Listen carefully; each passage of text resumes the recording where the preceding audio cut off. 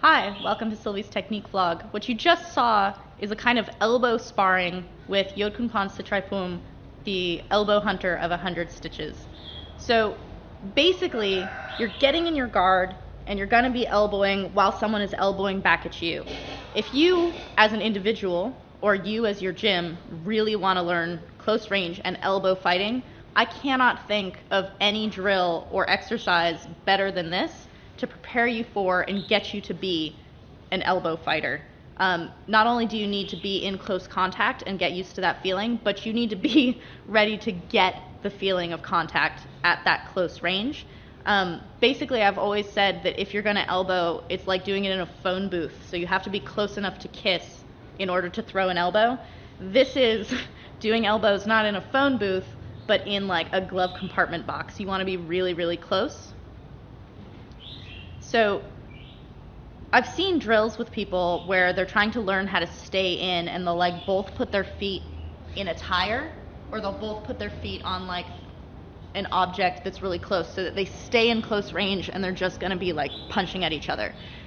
The point of that drill is to stay in, right? You're gonna be hit and you're trying to hit people back, and so you're trying to feel a number of things. One, you're trying to feel how to be okay with the contact coming at you when you're that close and not using distance as your defense. So you don't want to be defending yourself this way. You want to be staying in and defending yourself with the hardness of your guard.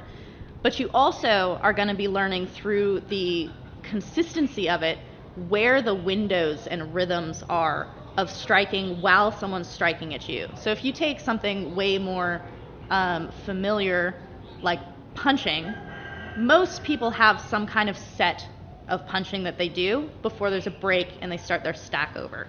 So if people have like the 1-2 hook, you wait for the hook and then you're ready to go, or you don't even wait for the hook, you know the hook's coming and you can come on the other side. It's the same thing, but only 1-2 with elbows, where like you feel where your opponent, where their rhythm is, and you can interrupt it, right? So you're going like 1 for 1, and then you're like, oh, it should be your turn, but I'm actually gonna throw 2 on that side. That's exactly the kind of thing that you don't wanna think about for the first time in an elbow fight.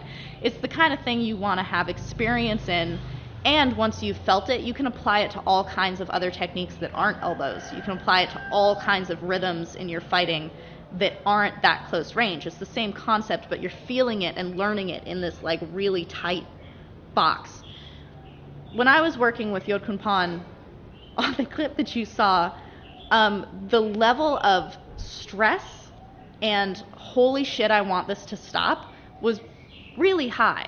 But we played this game many times, and each time it got easier. Each time it became less, oh my God, I can't breathe, I need to get out of the water, like scuba diving. It became more like, okay, I can calm down underwater and spend more time underwater. And then with that kind of energy, which never goes away, you never become like, this is so comfortable, I'm gonna like have a snack, you use that adrenaline to like break your opponent's rhythm and this kind of thing. But what was so beautiful and profound to me about playing that game with him is that yes, you are learning the close range. Yes, you are learning the contact. You're learning to believe in your guard because you're guarding against elbows. You're like, that's okay that they're coming. You're learning rhythm because you're throwing them back. You're learning to not be afraid of like coming in closer when you're already close range.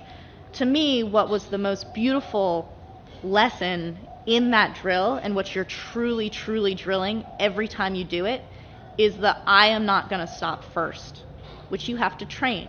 That is not something that you just have or don't have. I wanted that game to be over instantaneously the first time we played it. I was not like, I'm so tough, I'm gonna do this. I had to really, really work mentally, internally, emotionally to stay in that game, even for like 30 seconds the first time we played it. But what it has taught me, the more and more we've played it, is you quit first. I can do this all day. And if you believe it, your opponent's going to start feeling that. And I can tell you, it sucks when you're fighting someone who you're like, they are not going to stop. They are not going to quit. When I was going with Yod Pan, he was not going to stop. Like, he literally can play that game all day. So be that guy. Like, learn to be that one who, in the context of doing drills like this, start with control so that you're not like totally just bashing on each other. You can start really slow. You can start on the bag by yourself and then get a friend to start working with you so that you get that contact back.